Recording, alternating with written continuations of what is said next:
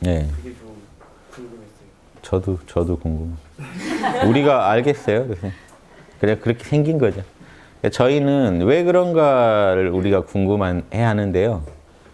올바른 탐구 방식은 왜 그런가 보다 일단 어떤가예요. 진짜 그런가.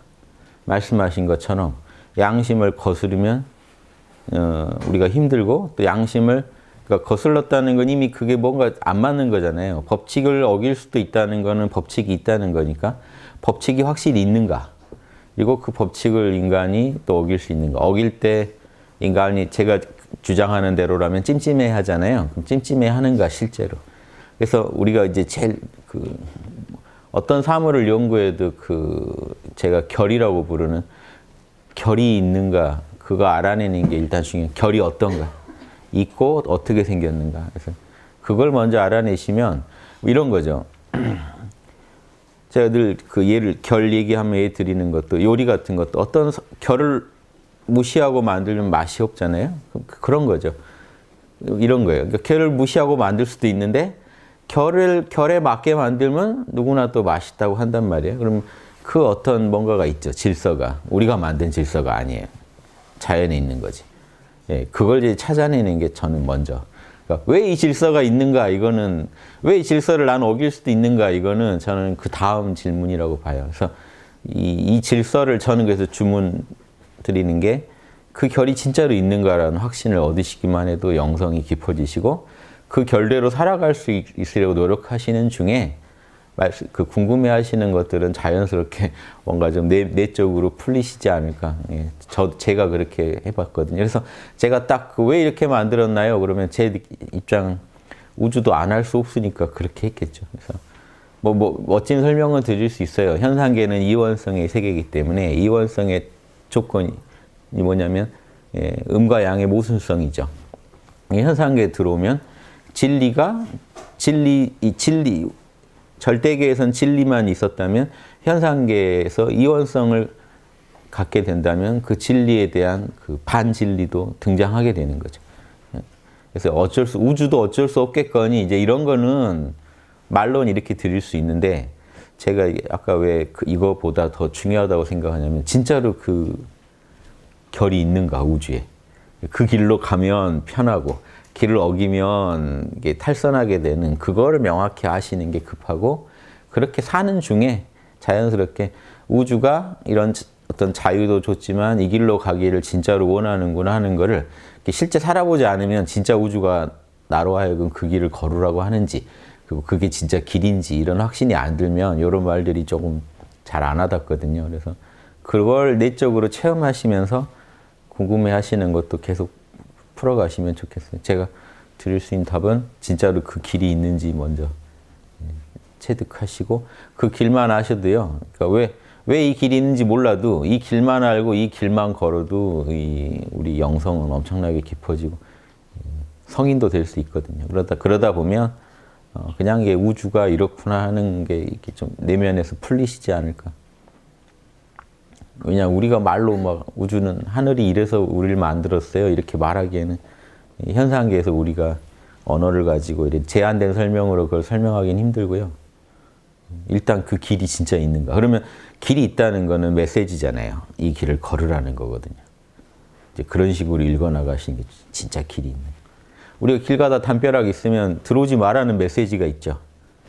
주인이 왜 담을 만들었을까? 근데 그 담의 기능을 봐야 돼요. 담이 뭐 하는 물건인가? 거기서 우리가 읽어내는 거죠. 의도를. 그래서 하늘의 의도를 읽어내는 게 그냥 갑자기 왜 이렇게 됐을까가 아니라 그 의도를 하나씩 읽어보는 게 일단 중요하다. 체험적으로. 그 길들이 다 하느님의 의도죠. 우주의 의도죠. 인간대로 인의해지를 하라고 양심대로 살으라고 강렬한 어떤 염을 품은 게 느껴져야 돼요. 온몸으로. 그래야 이걸 하기를 간절히 원하는데 말씀하신 것처럼 왜 자유의지를 줬을까? 그러면 우리가 이제 이런 얘기는 할 수는 있다는 거죠. 뭐냐면 굳이 이제 만약에 바로 답을 내놔봐 그러면 제가 이렇게 말씀드리겠죠.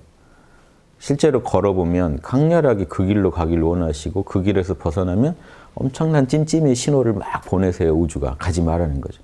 가라는 거. 근데 왜 자유의지를 줘서 저를 이렇게 힘들게 하나요? 선택해서 가라는 거죠. 너가 스스로 선택하는 걸 보고 싶다는 거죠, 우주. 그래서 성숙된 모습이잖아요. 딱 정해진 프로그램대로 가면 기계인데 악의 유혹이 있는데 악의 유혹이 왜 있냐? 우주가 이원적으로 존재해야 되니까 그렇다. 그렇게 일단 말하더라도 그럼 나는 어떻게 왜 이렇게 살아야 되느냐? 선택을 해야 된다.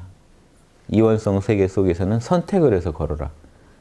그냥 걷는 거는 그 기계들이 하는 거고 선택해서 걷는 게 훨씬 고귀한 거다.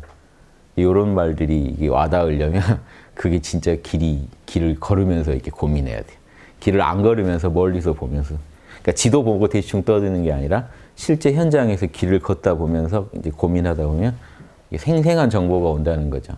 온몸으로 이거를 스스로 선택할 때 하늘이 기뻐하시는구나. 그러니까 악의 유혹도 하늘이 줬잖아요. 그러면 흔들리게 해놨잖아요. 근데 흔들리는 걸 이겨내고 딱 양심을 잡았을 때 우주가 기뻐하는 거야. 이런 맛들을 하나씩 체득해 가시죠. 제가 그냥 뭐 이런 소리 저런 소리 해드렸는데 그냥 실제로 그 걸으시면서 연구하시는 데 좀 도움이 되실 겁니다. 실제로 그 길이 있다는 거 알아낸 게 진짜 대단한 거예요. 인류 중에 그 길이 진짜로 있다라고 이렇게 정확하게 의식적으로 포착하기가 쉽지 않아요. 막연히는 알아요. 막연히는 그 길을 아니까 꼬맹이들도 싸울 때 인간의 도리가 그게 아니지 이런 얘기를 합니다. 그 길을 알고 있다는 거예요. 그런데 야, 너 방금 뭐라 그랬어? 인간의 도리가 어떤 거야? 그러면 모르죠. 그걸 왜 저한테 물어보세요? 이러게는. 그러니까 정확히는 몰라요. 근데 막연히는 알고 있어요. 본능적으로. 그러니까 길에서 어긋나면 뭔가 어긋났다는 느낌이 드는 거예요.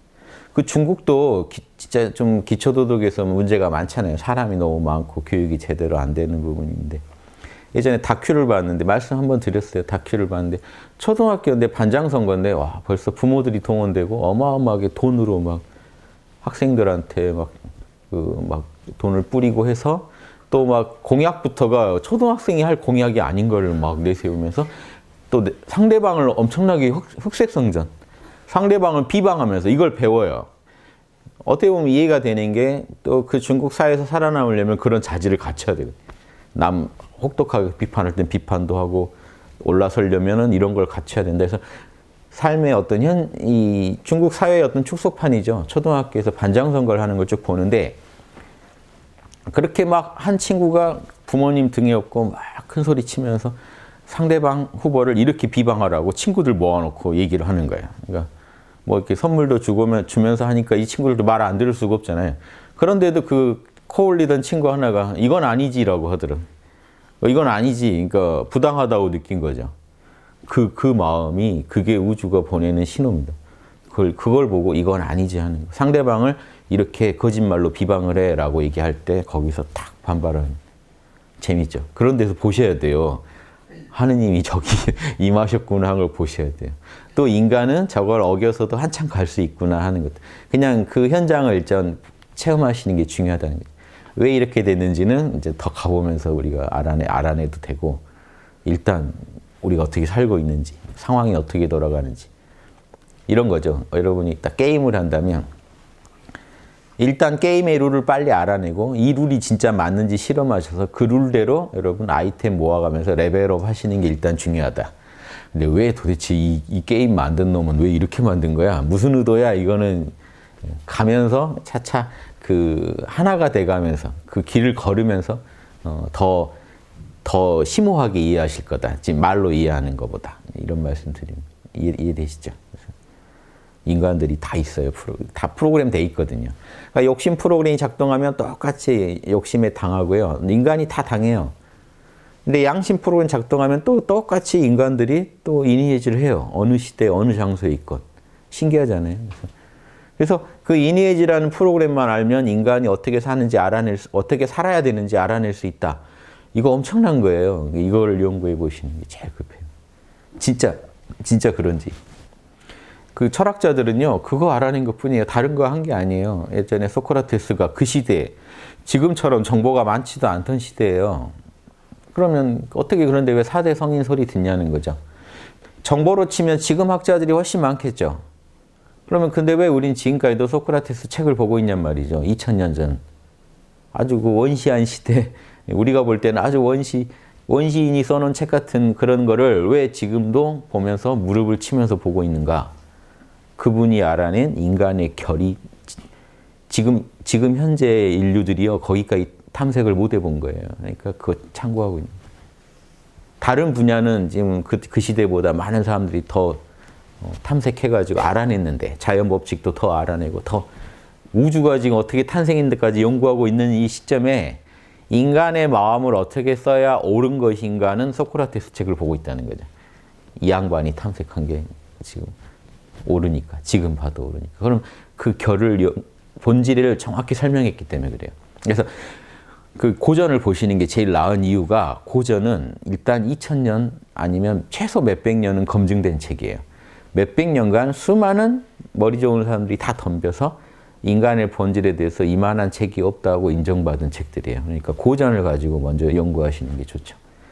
그런데 이게 잘못된 게 좀 영성 높이겠다고 영성단체 가면 책을 막 버리라 그래요. 내 책 말고는 다 보지 마라. 내 말만 들어라. 명상만 해라. 명상만 계속하면 바보 됩니다. 실제로. 편안한 바보가 돼요. 웃는 바보. 해맑죠. 머리가 맑으니까. 지식을 다 버려버렸으니까. 거기서 오는 영혼의 자유를 되게 해탈이라고 생각하는 거예요. 극치라고 생각해요. 그건 실제로 양심에 맞을까요? 안 맞을까요? 프로그램에. 안 맞아요. 그래서 사실은 찜찜한 일인데 찜찜한 줄도 모르고 있잖아요. 그러면 양심 마비까지 온다는 거예요. 명상만 계속하면서 소승적으로 수행을 해요. 정보도 안 접하고. 정보를 계속 접해야 돼요. 인간의 양심은요. 지적으로 더 올바른 진리를 추구하라고 외치고 있어요. 그게 인의지 중에 지고 육바라밀 중에 반야바라밀은 계속해서 실상을 더 정확히 읽어내라고 우리 안에서 외치고 있는데 정보를 그냥 무시하고 고민을 안 하는 식으로 해결하잖아요. 이게 인류 역사상 항상 이런 파가 있었어요. 맹자에 보면 내가 40에 부동심이다. 40에 마음이 요동하지 않는다. 그러니까 이제 그 경지를 누가 제자가 물어보니까 고자라는 또 맹자의 라이벌이 있어요. 고자라는 사람은 나보다 더 일찍 부동심을 했다. 그러니까 부동심 자체에 집착하지 말라는 거예요. 왜냐? 아까 말씀드렸지 모든 걸 내려놓고 있으면 부동심이잖아요. 그게 옳은 건가요? 아니죠. 그러니까 자신의 내가 부동심을 잘한다라고 맹자가 얘기할 때는요. 메시지가 그게 아닌 거예요. 그래서 그 제자가 부동심에 집착하니까 마음이 요동 안 한다는 것에 집착하니까 그렇게 되고 싶잖아요. 누구나. 고자라는 사람은 더 먼저 했어. 근데 어떻게 했느냐?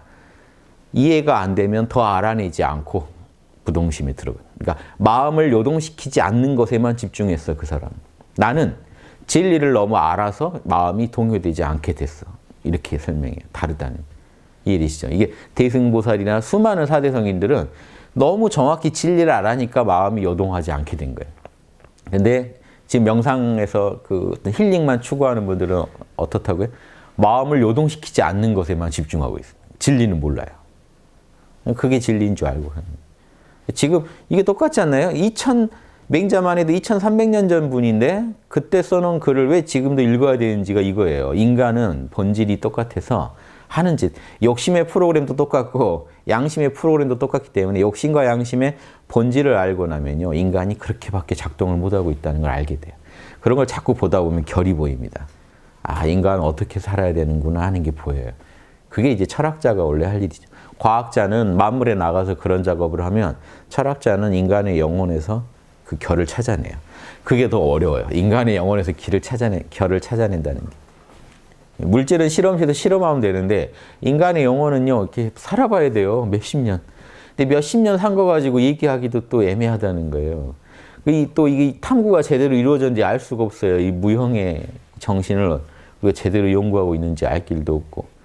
그래서 이 많은 분들이 이 책도 많이 보고 정보도 많이 접해야 되는 거예요. 정보가 많아야, 데이터가 많아야 결을 빨리 찾아내요. 이건 공식입니다. 과학이건 철학이건 데이터가 많아야 돼요. 그런데 데이터가 나는 책도 안 본다, 뭐도 안 본다 하고 딱 오로지 마음을 평안하게 하는 것에만 집중해버리면 혹시 그걸 택하시면요. 당장은 편하실지 모르지만 이 우주의 진리랑은 영원히 소통이 안 되고 끝납니다. 그래서 아주 제가 경고를 막 드리는 거예요. 그런 인도에서 많이 하는 그런 소승 수행이나 철학에 대해서 비판을 그분들이 잘하는 거 있는데도 제가 그분들 참나에 대해서는 되게 연구 많이 한 게 있는데도 그 실적은 우리가 분명히 존중해야 되지만 그럼에도 불구하고 경고를 계속 드리는 게 그 길로 한번 접어들면 헤어나오기가 힘들어요. 나중에 누가 뭔 말해도 부동심에만 집중해버리면요. 진리를 얘기해도 끊어버릴 거 아닙니까? 그 진리도 내 마음을 번거롭게 한다면 나는 내려놓겠다. 그러니까 한번 그 길로 들어서면 무서워지니까 제가 경고를 드립니다. 그래서 자명한 걸 많이 알아가시면 돼요. 이런 거죠. 어떤 의사한테 치료받고 싶으세요? 의학 지식은 없는데 부동심을 이루었어요. 막 흔들리진 않아요. 수술할 때. 이건 뭐 그냥 고깃덩이다 보고 수술을 해요. 의학 지식이 부족. 어떤 사람은 의학 지식을 너무 많이 알아서, 즉 인체에 대해서 너무 잘 알아서 흔들리지 않아요, 마음이. 완전히 다르죠, 이야기가. 어디다가 인생을 맡기겠습니까? 진리도 그래요. 인생의 길을 묻는데 길을 너무 잘 알아서 동요되지 않은 사람한테 묻겠습니까? 그냥 동요가 되고 있지 않은 분, 어떤 일이 일어나도. 나는 내 눈앞에 자식이 죽어도 눈 하나 깜짝 안 한다. 이런 사람도 있어요. 이게 도라고 주장하는 분들. 빨리 피하세요. 그런 분들은 진짜 눈 하나 여러분 인생에 아무 관심이 없습니다. 이해되시죠? 이게 전혀 다른. 이게 도로 포장이 돼 있기 때문에 지금 제가 보면 많은 존경받을 만한 영적 지도자들도 그런 부분과는 헷갈려 하시더라고요. 이게 옳은지 헷갈려요. 근데 저는 저도 뭐 헷갈렸어요. 왜냐? 저는 제 양심상 이게 옳은 것 같은데 영적인 스승들이 다 내려놓는 게 옳다고 하니까 헷갈렸어요.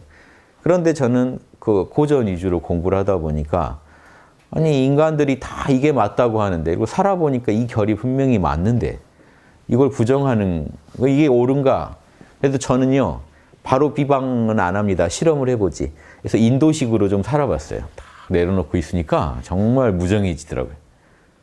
내 마음이 편해져요. 그래서 왜 그런 분들이 그런 철학을 갖고 계신지 이해는 하겠더라고요. 그런데 계속 있자니까 양심이 불편해서 못 있겠어요. 그렇게 프로그램이 안 돼 있더라는 거죠. 제가 볼 때는. 그게 제 편견인지 보려고요. 계속 진짜로 편견이다 뭐다 하는 것도 다 내려놓고 제 양심의 소리를 들어봤는데 자꾸 움직이래요. 진리를 더 밝혀내라고 그러고 이 움직임을 따를 건지 이 모든 걸 내려놓고 오로지 참나 안에서 열반 안에서 안식만 취하라는 진리를 따를 건지 그 사이에서 제가 고뇌가 막 왔는데 이런 얘기를 해드려도 그 초기 불교 공부하는 분들이나 인도식 공부하는 분들이 저를 많이 비방하는데 답이 안 나오는 게요. 그분들 중에 참나 안에 안주되어 있는 분들이 저한테 비방하는 게 아니라 참나 구경도 못 해본 분들이 비방해요. 왜 내 믿음을 깨느냐 하고 비방하기 때문에 답이 안 나요. 그분들은 상상하는 세계고 저는 참나와 함께 살아가는 참나를 찾고 살아가는 입장에서 얘기 드리는 거니까 실제로 참나를 찾고 참나와 함께 살아가는 분들하고 얘기를 해야 뭐 얘기가 좀 통하는데 제가 뭐 비판을 하더라도 이렇게 먹히는데 참나 구경도 못 해본 분들이 제 얘기 들으면 이제 너무 안 와닿죠. 왜 우리 성자를 비방하느냐 뭐 이렇게밖에 안 흐르니까 이게 좀 연구가 안 돼. 저는 연구를 하고 싶은데 이 객관적인 어떤 자료를 가지고 얘기하고 싶은데 이 영적인 게 이런 객관적 토론이 힘든 이유가 저쪽 체험이 부족해버리면 자료가 없는 게 돼요.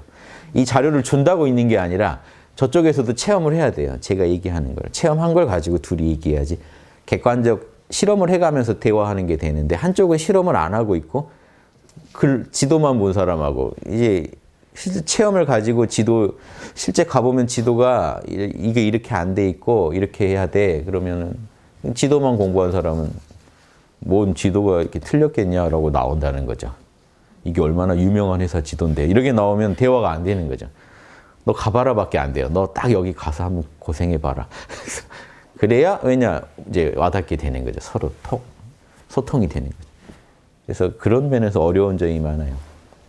그래서 학당이 주장하는 건 상당히 그냥 뭐 질문 나온 김에 이 얘기 저 얘기 하는 겁니다. 그냥 그 학당 주장이 상당히 어려울 내용일 수도 있다는 거죠. 항상 제가 말씀드리면 쉬운데 사실은 그냥 선입견 없이 바로 공부하시면 되게 쉬운데 혹시 기존에 어떤 선입견을 갖고 계시면 참나 공부 좀 해봤다 그러면요 오히려 막 돌아가세요. 그게 그리고 불교에서도 이런 얘기를 정확히 안 해주고 하는 게 우리 안에 제가 항상 말씀드리는 이게 결이잖아요. 진짜 있냐는 거죠. 텅 빈 중에 예, 사랑, 정의, 예절, 정진, 선정, 몰입에 이 6개 결이 있냐는 거죠.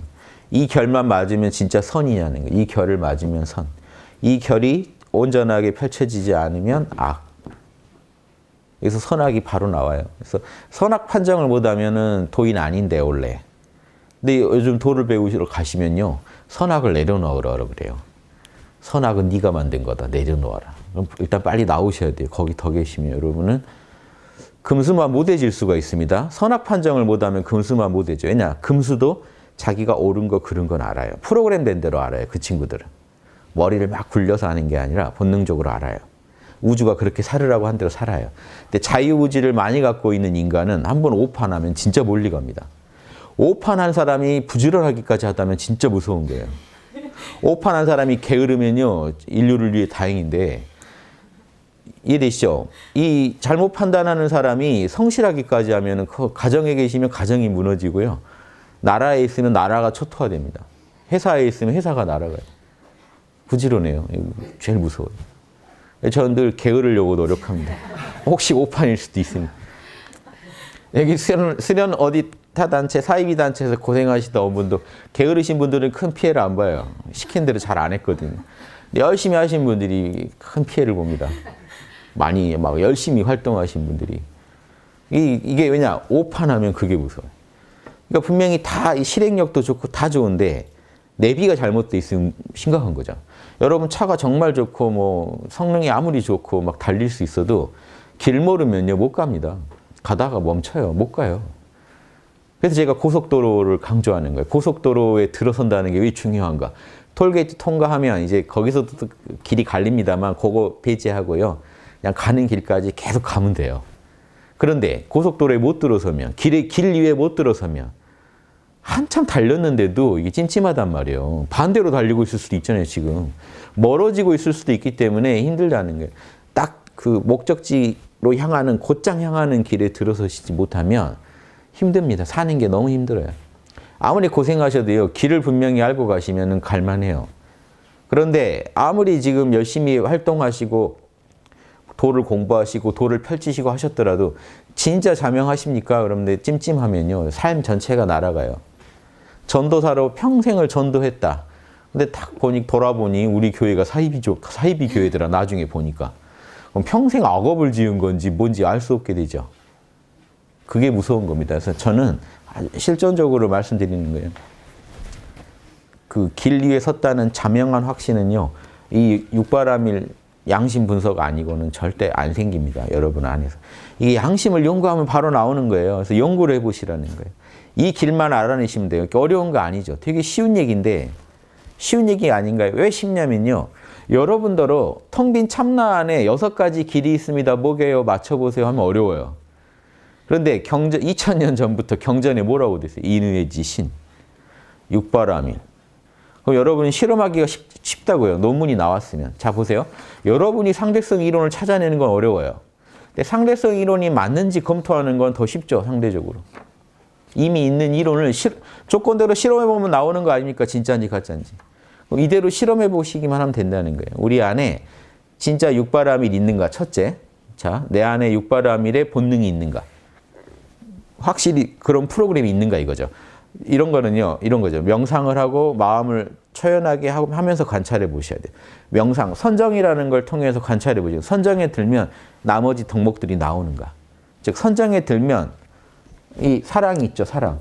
이상하게 남이 이렇게 배격이 안 되고 이렇게 남을 포용하게 되는 거예요. 이거 실험해 보시면 알잖아요. 즉, 깨어있을 때, 즉, 양심이 내 안에서 작동할 때는 사랑이 자연스럽게 작동되나 내가 억지로 사랑을 하려고 해야 되나 이런 거 실험해 보시는. 내 안에 자연스럽게 나와야 되지 않나요? 그런 프로그램이. 우리가 에고 상태에 있을 때는 욕심의 프로그램이 자연스럽게 작동되죠. 탐진치가 작동되죠. 양심도 탐진치처럼 자연스럽게 작동되는지 실험을 해보셔야 되는데 일반인이 왜 실험을 못하느냐. 에고 상태에서 계속 실험하면 탐진치만 나오거든요. 그래서 인간 안에 양심이 있다는 걸 안 믿는데 그런 사람마저도 또 부당한 일을 보면 안에서 막 타오르거든요. 내가 무슨 일이 있어도 저건 바로잡으리 하는 내 일도 아니지만 타오르시죠. 여러분 영화만 봐도 저거 범인 저거 죽여야 된다고 하면서 봅니다. 부산행 보셨나요, 영화? 악당 하나가 사람들 다 죽이고 다니는데 막 보면 아 저거 잡아서 빨리 어떻게 해야 되겠다. 영화인데 다 연기인데도 사람은요 또 빠져들어서 저 악을 어떻게 응징해야겠다는 그 부당함이 안에서 막 올라옵니다. 정의감이. 재밌죠. 그러면서 관찰하는 거. 그럴 때 관찰하셔야 돼요. 내 안에서 지금 뭐가 작동하고 있는지.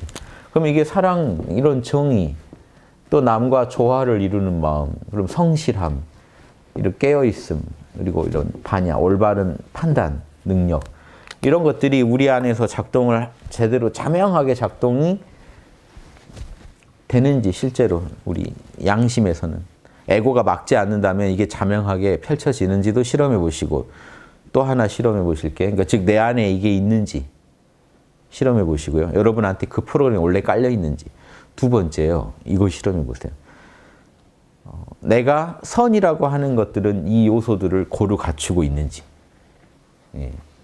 자명할 때, 즉 이거죠. 내가 자명할 때는 이 요소들 중에 안 갖춰진 게 혹시 있는데도 자명하다는 신호가 나는지 이 요소들을 다 갖췄을 때만 자명하다는 신호가 나는지. 즉 내가 악하다고 하는 데는 이 요소들이 진짜로 빠져 있는지 내가 선하다고 하는 것은 진짜 이 요소들이 다 갖춰져 있는지 그리고 이제 더 나아가서 이 요소들만 갖추면 선이라고 할 수 있는지 이런 거 실험해 보셔야 돼요. 제가 어떻게 해드릴 수가 없어요. 실험해 보시라고 할 수밖에. 실험 방법은 가르쳐 드리잖아요. 이게 요즘 초등학생들도 유치원생도 과학 이런 거 교재 있습니다. 사면 설명서 있어요. 이대로 실험해 보세요. 실험하면 결과 나와요.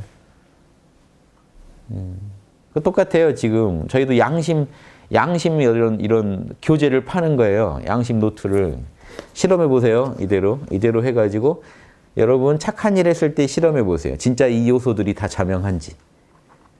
나쁜 일 했다는 기분 들 때 분석해 보세요. 이 요소들이 진짜로 빠져 있는지.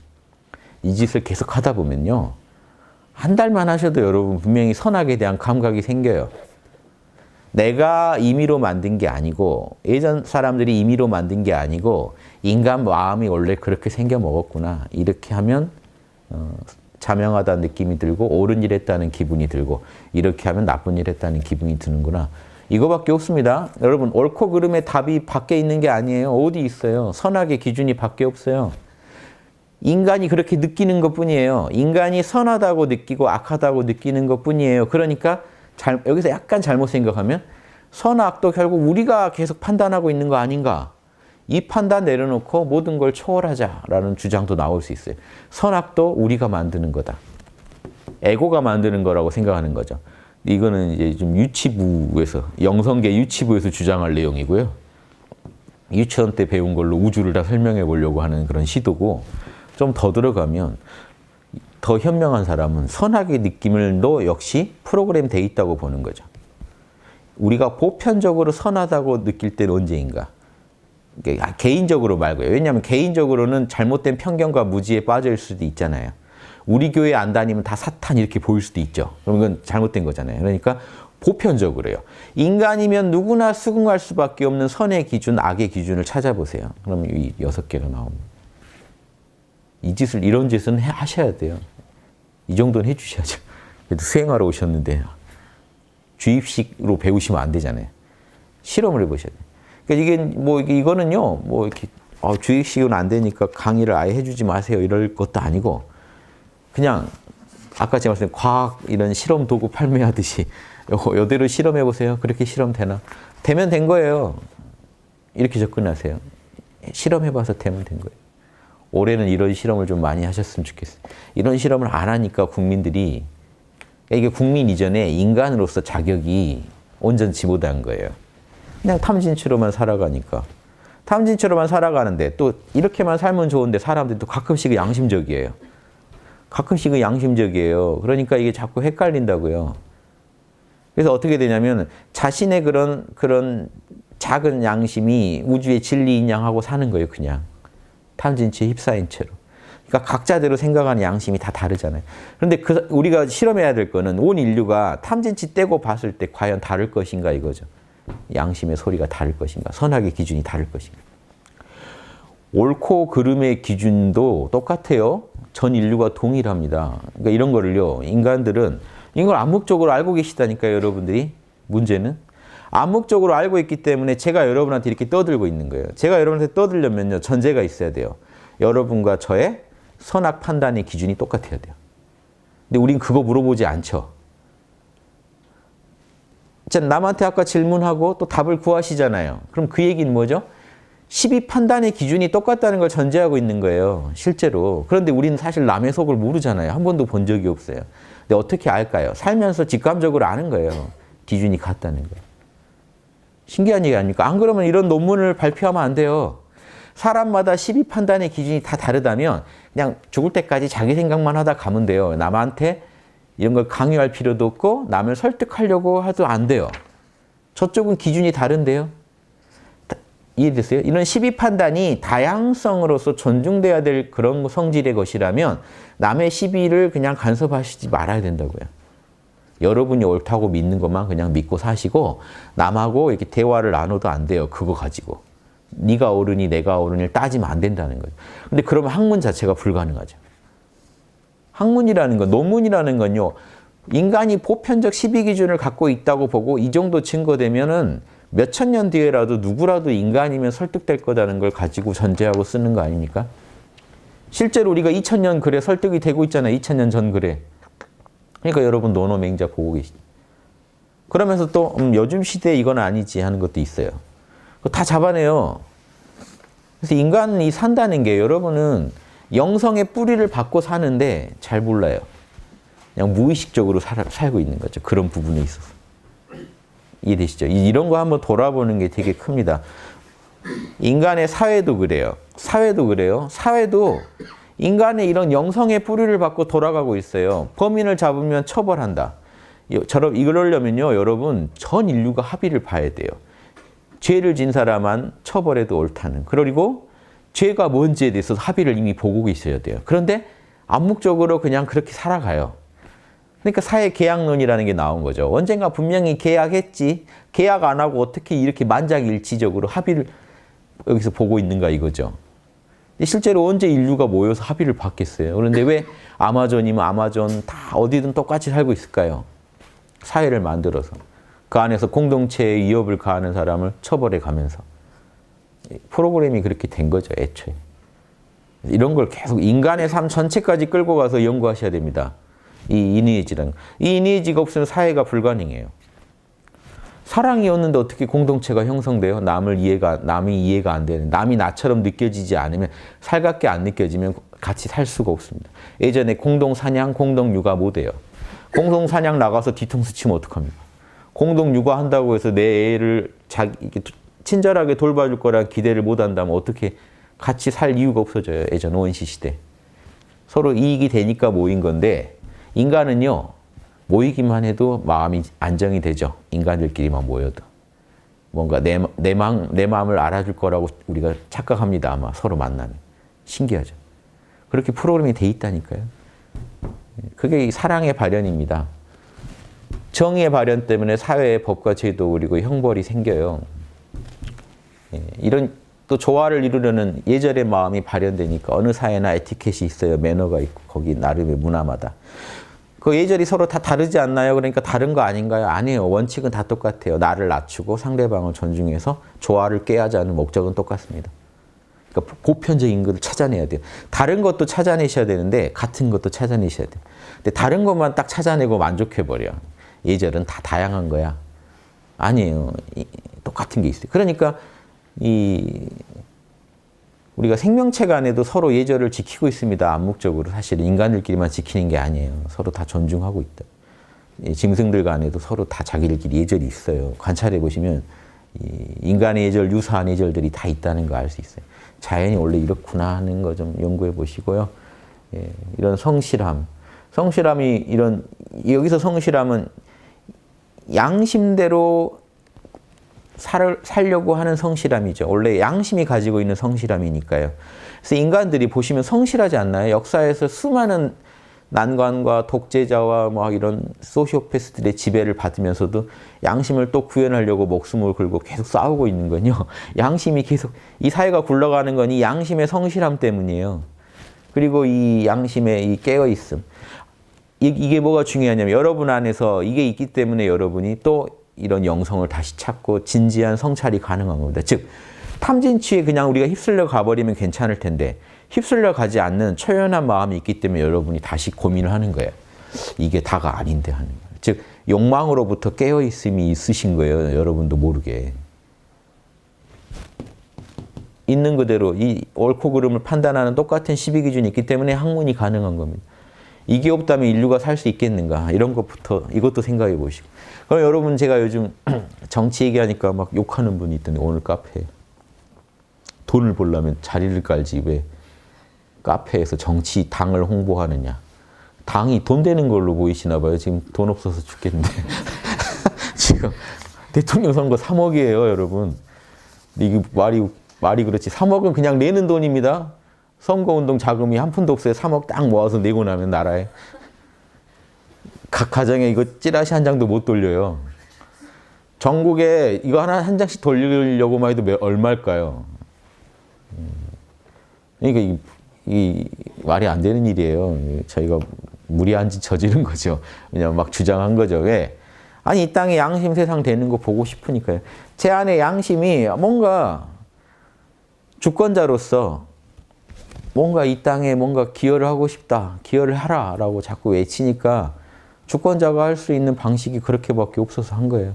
여러분 한 국민으로서 외치는 힘이 약하니까 좀 조직을 만들어서 외치면 좋겠다 해서 정당을 만들어 보려고 한 것뿐이에요. 이런 취지도 공감 못 하시면 저 돈 벌려고 저거 돈에 환장했네 이렇게 보시는 분도 있어요. 안 해보셔서 그래요. 한번 해보시면 절대 하실 일 아닙니다. 그런데 이런 양심의 결을 따른다는 게요. 여러분 제 정치얘기 요즘 그래서 정치얘기 저는 아주 흥미로운 공부인데요.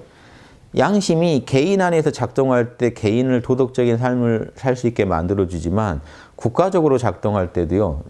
아까도 말씀드렸죠. 여러분 삶 전체는 사실은 이 영성의 뿌리받고 굴러가고 있어요. 여러분도 모르게. 탐진치의 작용만 아시지 이거 잘 몰라요. 근데 실제로는 이게 다 여러분 그 근원적으로 끌고 가고 있어요. 가장 물밑에서는. 이게 안 맞으니까 힘드신 거예요. 지금 왜 촛불 집회하고 있습니까? 이 영성이 외치고 있는 거잖아요. 추워 죽겠는데 나가라. 지금 국민을 생각해봐라. 국민의 입장을 생각해봐라. 저 몰입애들이 저 폐악질 못하는 게 막아라. 정의가 외치고 있고요. 예절이 외치고 있죠. 평화 시위하자. 그래도 예절 지키면서 하자. 성실함 또 나가자. 매주. 자, 이해되세요? 깨어있자. 우리는 욕망에 휩쓸지. 우리도 쟤네들처럼 되지 말자. 우리는 깨어있자. 양심에 깨어있자. 옳고 그름을 계속 판단해가면서 상황을 분석해가면서 정당한 주장을 해야 되죠. 누구나 공감할 수 있는. 이게 양심의 작용입니다. 이해되세요? 근데 저기 태극기 들고 있는 사람들은 어떤가요? 박근혜 씨만 사랑해요. 국민을 사랑하지 않아요. 정의감이 심각하게 왜곡돼 있습니다. 어떤 게 나라에 지금 피해를 주는지 몰라요. 지금 대통령이요. 헌정 질서를 위배했기 때문에 사실 헌재까지 갈 내용도 아니에요. 헌법을 한 번이라도 보셨으면요. 지금 대통령처럼 했으면 하루빨리 내려오는 게 헌정 질서 회복의 길이다라는 걸 알 수 있는데 몰라요. 헌법이 어떻게 써 있는지도 몰라요. 헌법에. 대통령 뭐 하라고 한 자리인지도 몰라요. 그냥 내가 사랑하는 그 사람이 대통령을 계속 해야 된다는 것만 외칩니다. 자, 여기에 국익이 없잖아요. 저는요. 그 보수 진보 안 가리고 다 양심적인 분들은 제가 다 응원해 드릴 겁니다. 즉 진짜로 국익을 위해서 움직이시는 분들은요. 진정한 주권자 맞고요. 보수 진보 어떤 모습을 그것도 보수 진보의 틀에 안 갇히셔도 좋아요. 진짜 국익을 위하신 분은 무조건 저는 응원합니다. 양심 지킴이를 응원하려고 제가 이 짓 하는 건데요. 이해되시죠? 그러니까 보수라서 비방하는 게 아니고 박사모라서 비방하는 게 아닙니다. 그분들이 국익을 도외시하고 어느 한 사람만을 위해서 나라 전체 국민들하고 주권자들의 정당한 양심적인 행사를 빨갱이 짓이라고 몰고 있고 죽이라고 하더만요. 죽여버려야 된다. 빨갱이. 이거는요, 좀 심각한 거거든요. 저분들은 좀 치료가 요하다 정도예요, 제가. 혼이 이건 비정상입니다. 주권자가 아니라고요. 주권 얘기도요, 요 얘기만 하고 끝낼게요. 주권 얘기도 쉬운 얘기가 아닙니다. 대한 헌법에 딱 국민한테 주권이 있다. 근데, 그렇군 하고 넘어가요. 뭔지 몰라요. 이해되시죠? 계약서 대충 보고 그냥 사시는 격이죠. 주권도 들어가면 어려워요. 이게 철학적으로 어려운 개념이에요. 지금 주권에 대한 학설만 어마어마해요. 뭐냐면 내가 주인된 권리라는 거예요. 이 나라에. 그럼 여러분이 이 나라의 주인이시라는 거예요. 한 분 한 분이. 그래서 국가의 의사결정에 여러분이 참여할 수 있다는 겁니다. 이 나라를 공동 명의로 소유하고 있는 거니까 나도 한 표 행사하는 거예요. 그래서 투표권이 주어지는 거예요. 여러분 행사하시라고. 주인이라고 보는 거예요. 근데 지금 이 주인들이요, 느끼기에 이거는 지금 나라가 망하고 있다. 올바른 의사결정을 하겠다 해서 모인 겁니다. 촛불 집회는요, 이게 주주총회예요. 주주총회. 우리 회원분이 임시 주주총회라고 하셨는데, 이해되시죠? 임시 주주총회예요. 그런데 저 위에 있는 빨리 내려오라고 한 거죠. 지금 헌법을 위반하고 있다. 우리가 주인으로서 생각할 때 잘못하고 있다. 내려와라. 그랬더니 어디 오로지 그 죽음만을 받드는 몰입애들을 불러다가 깽판을 치고 있는 겁니다. 주주총회. 또 한 세력이 있어요. 이 주주총회를 망치려는. 이 와중에 자기들 또 사익을 주장하는 진보 세력도 있어요. 이 사람들이 또 빌미를 제공합니다. 꼭 저는 둘이 한 팀인가 싶을 정도로 항상 이쪽이 먹잇감을 줘요. 제발 하지 마라 하면 꼭 빨갱이를 죽여라 하고, 한쪽은 우리가 빨갱이다라는 걸 꼭 또 내비쳐요. 둘이 가서 싸우세요. 어디 가서. 국민들 괴롭히지 말고, 이해되시죠? 저기 태극기 빨갱이 죽여야 된다는 분하고 빨갱이가 너무 좋은 분들하고 어디 무인도 가서 싸우라고요. 국민들, 진짜 나라 주인들, 나라 생각하는 주인들 위협하지 말고 걔네들은 좀 빠져주라고요. 뭔 얘기인지 아시겠죠? 실제로 여러분 촛불 집회 나가보세요. 거기 그 진보들이요, 자기들 주장하러 나와서 또 같이 외칩니다. 그럼 어떤지 아세요? 박근혜 퇴진하라, 퇴진하라 큰 소리로 외치다가 자기들 주장 딱 하면 조용합니다. 예, 국민들이 그 사람들 지지하러 나온 게 아니기 때문에. 그 촛불 집회 망치는 사람들이에요. 거기 와서 지들 주장하는 사람들. 이해되시죠? 그 둘이의 문제인데 국민 전체의 문제인 양 자꾸 또 언론들이 또 이걸 악용한단 말이에요. 왜? 자기들한테 이득이니까. 그런데 이때 저는 이 얘기만 드리고 싶은 거예요. 상황은 이렇고, 진짜 여러분이 이 나라의 주인으로서 주인의식 갖고 주권을 가졌다는 건요, 권력을 행사한다는 건 의무도 있는 거죠. 내가 진짜 주인답게 살면서 정당한 권력을 행사하는 데 대해서 자각이 필요합니다. 그래서도 결국 이 공부하셔야 돼요. 그러니까 이게 무슨 영성 공부하는 분들만 하는 게 아니고요, 철학 공부하는 사람만 하는 게 아니고, 이런 사회 속에 살아가시는 분들은 다 하셔야 돼요. 주권을 행사하려면. 주권이 어떨 때 정당하게 행사되겠습니까? 육바람일에 맞을 때요. 왜? 주권은 한 나라의 주인된 권리거든요. 여러분이 지금 이 나라를 책임지고 결정을 한다고 했을 때 양심적이지 않고 탐진치로 나한테 뭐가 이득이 되느라 결정해버리면 안 되죠. 주권 행사가 아니죠. 아주 사사로운 권리 행사죠, 그거는. 그렇죠? 주권을 행사하는 자리에서 이렇게 국가가 결정을 하면 내가 사놓은 땅값이 떨어지니까 이게 들어가면 되면 안 되죠. 근데 지금 우리나라를 이끌고 있는 사람들이 땅 사놓고 다 그 정보 캐가지고요, 권력과 정보를 이용해서 자기 재산만 불렸죠.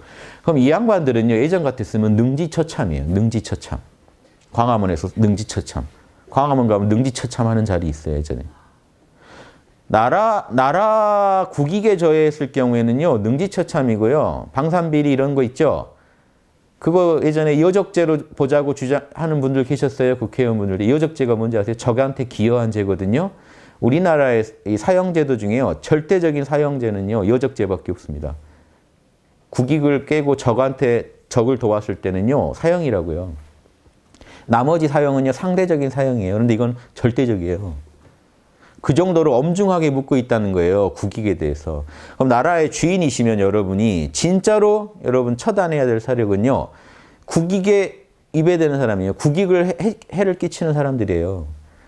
주권자가 우리나라에 진짜 주인의식 가진 주권자가 계시다면요. 그런 분들이 이 땅에 발을 못 붙일 텐데 주권자들이 자기가 어떤 권력 가졌는지도 모르고 자기부터 그런 일에 협조하고 있고 방치하고 있고 일이 커진 데야 또 정신 차리고 주권 주장하고 이런 일이 반복되고 또 커진 뒤에 주장하죠. 또 좀 지나면 금방 잊어버려요.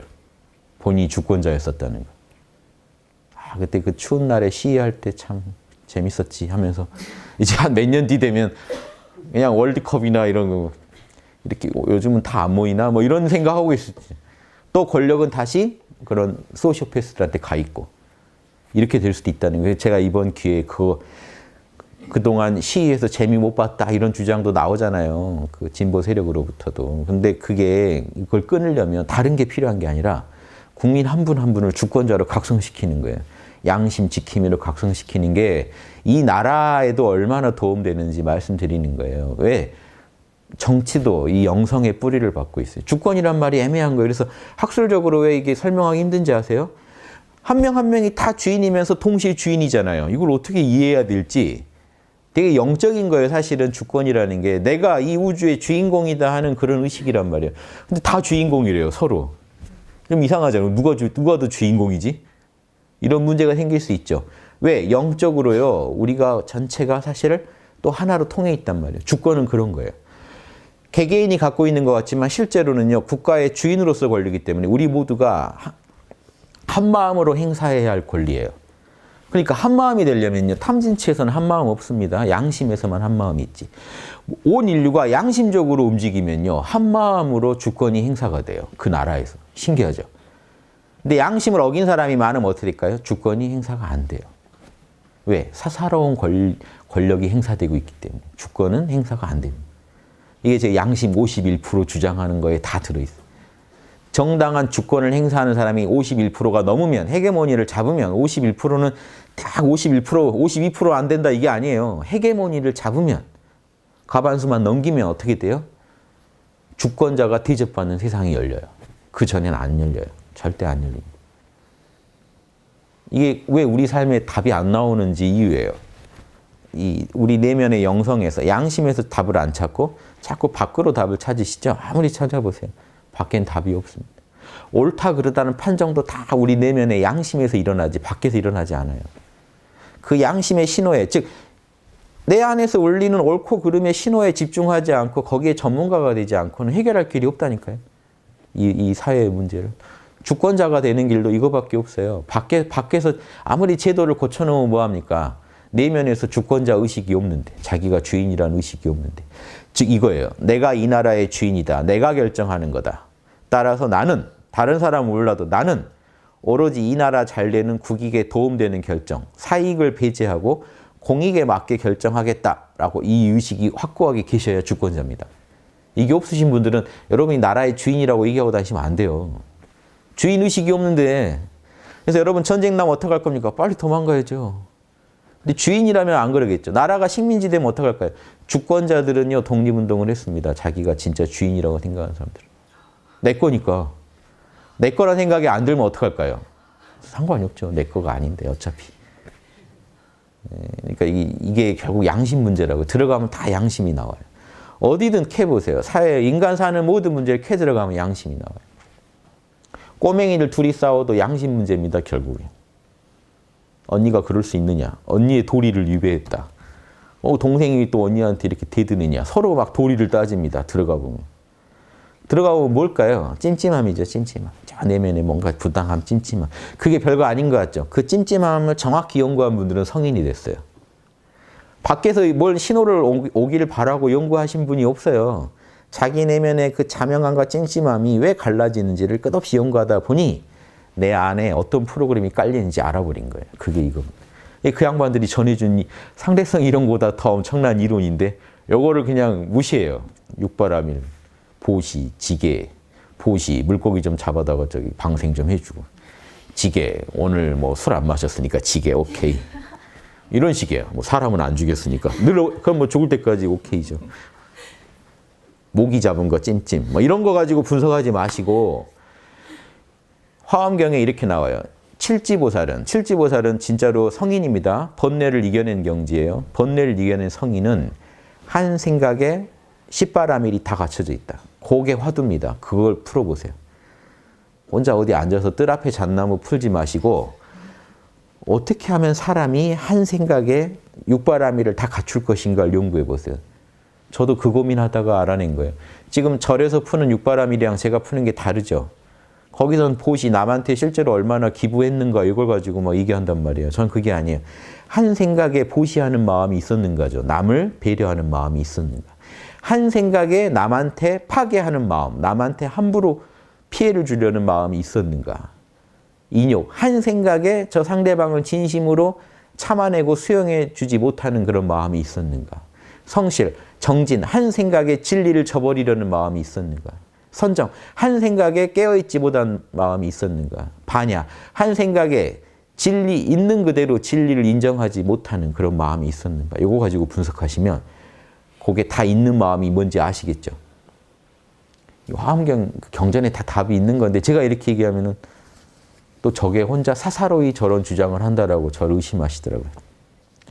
예전에 제 울산 BBS지 거기서 소승 대승 한참 막 갈라서 얘기했던 어떤 분이 제가 불교 공부 한 몇 년 해봤는데요. 소승 대승 가르는 경우 처음 봤습니다 하면서 공부를 어떻게 하셨길래 저를 의심하더라고요. 너가 소승 대승을 괜히 가르지 않았느냐. 제가 미치겠는 거죠. 이해되시죠? 너무 있는 그대로 얘기를 전 해드렸는데 그 얘기랑 전혀 상관없이 너가 임의대로 진리를 사사로이 왜곡시켰지 이렇게 봐주시는데 그런 문제의식은 좋습니다만 제대로 방향을 제대로 잡아서 하세요. 여러분 안에 진짜로 양심이 있는지 거기에다가 사활을 걸고 여기 이것을 화두로 삼고 여러분 양심은 어떻게 생겼습니까? 이걸 화두로 삼으세요. 죽을 때까지 여러분은 계속해서 이 선을 알아가고 실천할 수밖에 없게 될 겁니다. 이게 어떻게 잘못되면 4대 성인이 될 수도 있어요. 4대 성인의 경지까지. 계속 이것만 연구하면. 양심에서 오는 신호 전문가가 되시면 끝나요. 밖에서 찾을 게 하나도 없어요. 그리고 허황되게 저 하느님, 뭐 부처님 계시를 해주세요 할 필요가 하나도 없어요. 지금 보내고 있는 신호가 이미 충분해요. 다른 신호를 왜 받아요? 지금 이미 신호 다 보냈는데. 이해되시죠? 예, 마치겠습니다.